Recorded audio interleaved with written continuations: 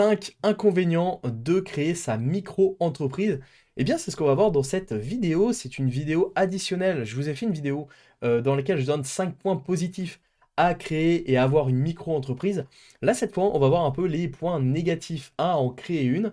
J'en ai relevé 5. Donc, ce sera à vous éventuellement de me dire en commentaire si vous en avez d'autres. En tout cas, c'est parti. On commence avec le premier point qui est le premier inconvénient d'une micro-entreprise, qui est le plafond de chiffre d'affaires. Car oui, en micro-entreprise, on ne peut pas faire du chiffre d'affaires en illimité. Donc les micro-entrepreneurs sont soumis à des plafonds de chiffre d'affaires. Par exemple, 77 700 € pour les prestations de services en 2024, ce qui peut limiter leur développement. Donc là, on parle par année, 77 700 €. C'est-à-dire que si vous avez atteint ce chiffre d'affaires-ci en une année, eh bien, vous serez obligé de passer sur un autre type de régime fiscal et donc une autre entreprise, soit de créer une SASU, une SAS, une SARL, peu importe, ça sera après à définir. Donc en tout cas, bon, il faut quand même les atteindre, ce chiffre d'affaires.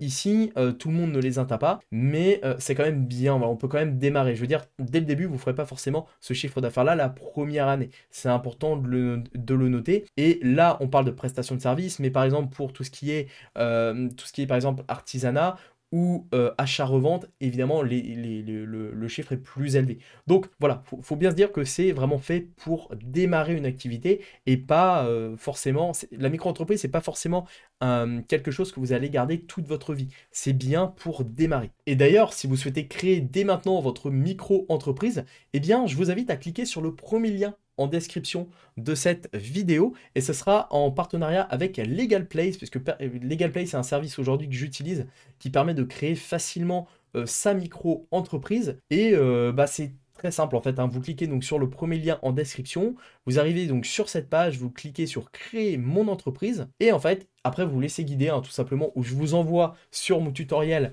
dédié vraiment à la création de micro-entreprise.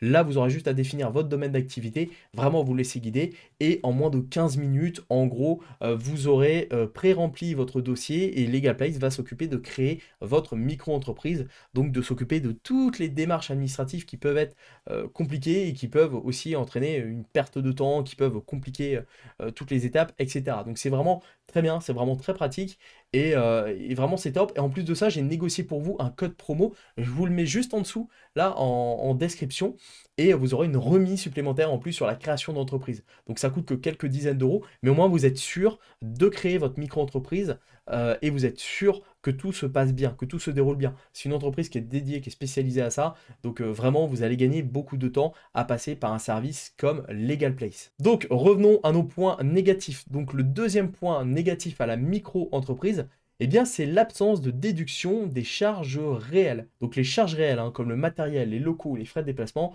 ne peuvent pas être déduites des revenus pour calculer l'impôt, contrairement aux entreprises classiques. Donc oui, en fait, si par exemple vous êtes freelance photographe, eh bien vous ne pourrez pas déduire l'achat de votre matériel photo, vous serez obligé de le payer, de l'acheter avec votre argent personnel, on va dire.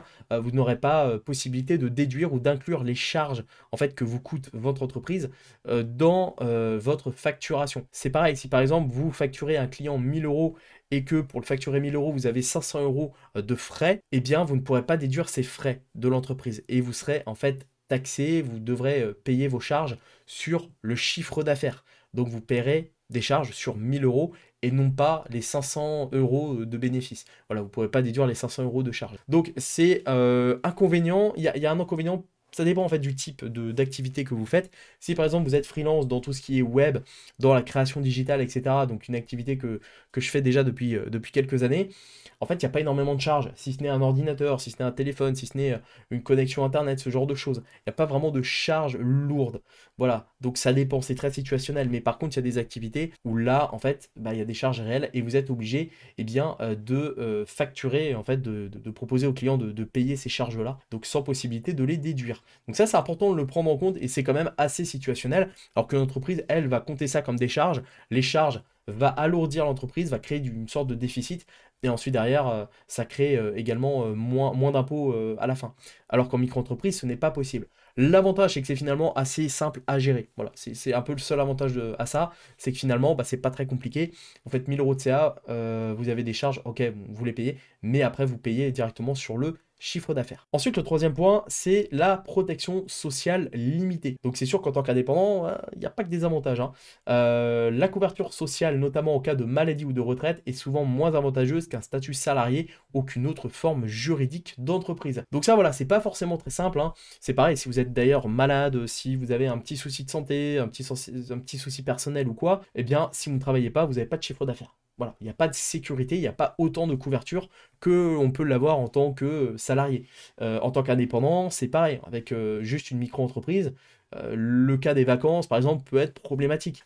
Si vous partez en vacances pendant 2 semaines, eh bien, c'est du temps que vous ne pourrez pas travailler techniquement. Donc, c'est pas forcément évident, il faut bien le prendre en compte. Ça, c'est quand même un domaine qui est pas facile. Tout le monde, d'ailleurs, ne peut pas forcément être apte à devenir, avoir sa propre entreprise, parce qu'il y a beaucoup de personnes qui sont attachées vraiment à ce confort que peut offrir le salariat, par exemple. Donc ça, c'est important de le prendre en compte, et c'est pareil pour tout ce qui est couverture sociale, arrêt maladie, retraite, tout ça. Bah voilà, vous pouvez pas vous arrêter parce que vous n'êtes pas bien, sinon vous faites pas de chiffre d'affaires, ou du moins vous diminuez votre chiffre d'affaires. Donc c'est quand même important de le prendre en compte. Voilà, donc l'avantage de ça, quand même, hein, c'est pour contrebalancer, c'est qu'on a un niveau de liberté qui est beaucoup plus important. Voilà, moi je sais que c'est quelque chose que je défends depuis bien longtemps. Moi j'ai du mal avec le salariat pour ça, c'est que je me sens emprisonné avec des horaires fixes, etc. Alors que là, je suis à mon compte, je fais ce que je veux. Si je veux pas travailler pendant une journée, par exemple, parce que j'ai autre chose à faire, eh bien je peux. Par contre, après, derrière, je vais peut-être rattraper. Voilà, alors que c'est beaucoup plus compliqué avec le salariat. Donc, voilà, c'est important de prendre ça en compte. En tout cas, vous avez quand même beaucoup moins de sécurité avec ce type donc de régime fiscal. Par contre, après, voilà, ça peut évoluer si vous passez sur un autre type d'entreprise. Voilà, donc à voir après vraiment au cas par cas. Ensuite, quatrième point, une responsabilité personnelle illimitée. Donc en cas de dette professionnelle, le patrimoine personnel de l'entrepreneur peut être engagé, sauf si une déclaration d'insaisissabilité, c'est pas facile, a été faite. Ah, ce mot n'est pas facile, insaisissabilité, voilà.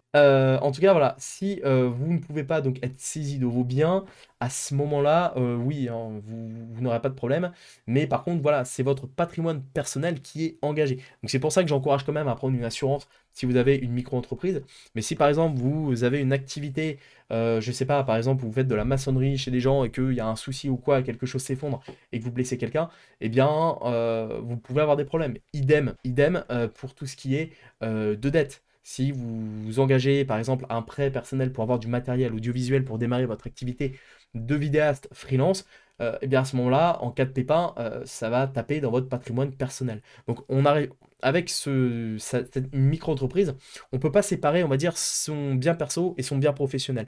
Tout est un peu relié ensemble et au risque et péril. Voilà. L'avantage, c'est que c'est plus simple, une fois de plus, à gérer, c'est que c'est assez facile. L'inconvénient, c'est que vraiment, bah, vous pouvez être exposé à certains problèmes. Donc, il faut faire attention à ça. Et puis, le cinquième point, c'est d'ailleurs un point que je connais bien, c'est une sorte de crédibilité qui est limitée. Voilà, malheureusement, en fait, le côté micro-entreprise, auto-entrepreneur, hein, à l'époque, maintenant ça s'appelle bien micro-entreprise, micro-entrepreneur, eh bien, certains clients ou partenaires perçoivent encore ce statut comme moins professionnel qu'une société, SARL, SAS, ce qui peut compliquer l'accès à certains contrats. Voilà, surtout bah, si vous êtes aujourd'hui, je sais pas, dans le web, je sais que j'étais confronté à ça, et la micro-entreprise, ça fait un peu tâche, entre guillemets, ça fait pas professionnel à chaque fois. Donc c'est vraiment bien pour démarrer, ça sert de tremplin, ce qu'il faut se dire, hein. La micro-entreprise sert pour démarrer. Mais après, c'est mieux de passer sur un statut juridique, sur une vraie entreprise, entre guillemets, sur une société SARL, SAS, qui peut vraiment rassurer aussi les personnes, rassurer les partenaires, les personnes avec qui vous pourrez travailler. Voilà, donc c'est important de le prendre en compte. Après, au début, c'est pas dérangeant, mais par la suite, ça peut devenir un peu plus compliqué, surtout si votre activité se développe bien. Donc voilà, ça colle un peu à la peau, hein, le côté auto-entrepreneur. Voilà, comme si ce n'était pas un réel travail, alors que je connais bon nombre de micro-entrepreneurs qui travaillent énormément, énormément, énormément. Et qui ont vraiment cette vraie âme d'entrepreneur, contrairement à certaines personnes qui ont une entreprise certes, mais qui ne font pas grand-chose. Voilà, donc c'est important de casser un peu les codes et les préjugés là-dessus. En tout cas, voilà ce que je pouvais vous dire sur ces 5 points négatifs à la micro-entreprise. Donc, si ça vous intéresse, dans tous les cas, de créer une micro-entreprise, je vous invite à le faire par le service de Legal Place. Donc, c'est le premier lien juste en dessous là, de cette vidéo. Et en plus de ça, je vous ai négocié un code promo donc, qui vous permet de réduire la facture à la fin et d'avoir une micro-entreprise pour seulement quelques dizaines d'euros. Donc, il ne faut vraiment pas s'en priver parce que faire les démarches administratives soi-même, c'est compliqué, je l'ai fait et j'aurais jamais envie de le refaire. Hein. Ça, c'est clair et net. Donc, vraiment, passez par le lien en description et n'oubliez pas le code promo, hein, c'est toujours un petit plus. Et puis, bah, si cette vidéo vous a plu, n'hésitez pas à mettre un pouce bleu pour aider au référencement de celle-ci. N'hésitez pas également à vous abonner à la chaîne YouTube. Hein, c'est une chaîne qui est dédiée à l'entrepreneuriat, à exercer une activité, etc. Donc tout le côté, on va dire, un peu sérieux, voilà, d'une entreprise. Donc je vais essayer de vous aider un maximum, notamment sur la micro-entreprise en ce moment. Et puis à partager cette vidéo à des personnes qui seraient intéressées par créer leur micro-entreprise, qui ont encore des doutes. Voilà, bon là, ça soulève aussi quelques questions, quelques doutes que des personnes peuvent avoir. Donc là, au moins, j'essaie de répondre aux questions. Et n'hésitez pas d'ailleurs à dire en commentaire si vous avez d'autres points négatifs que vous trouvez dans la micro-entreprise, quelques points qui sont dommages, quelques points embêtants, etc. N'hésitez pas à vraiment que ce soit un espace de dialogue, que l'on puisse échanger sur la micro-entreprise en règle générale, et puis à me donner votre avis. Est-ce que vous avez, vous aussi, une micro-entreprise? Est-ce que vous l'avez encore? Si oui, pourquoi? Sinon, pourquoi l'avez-vous fermé? Voilà, en tout cas, l'espace est fait pour ça, et surtout, partagez cette vidéo à quelqu'un qui est intéressé par une micro-entreprise. Voilà, en tout cas, moi j'ai fait le tour. J'ai deux choses à vous souhaiter. Bonne création d'entreprise, si vous passez par le service de Legal Place, juste en dessous, en description. Et puis, surtout, à votre succès.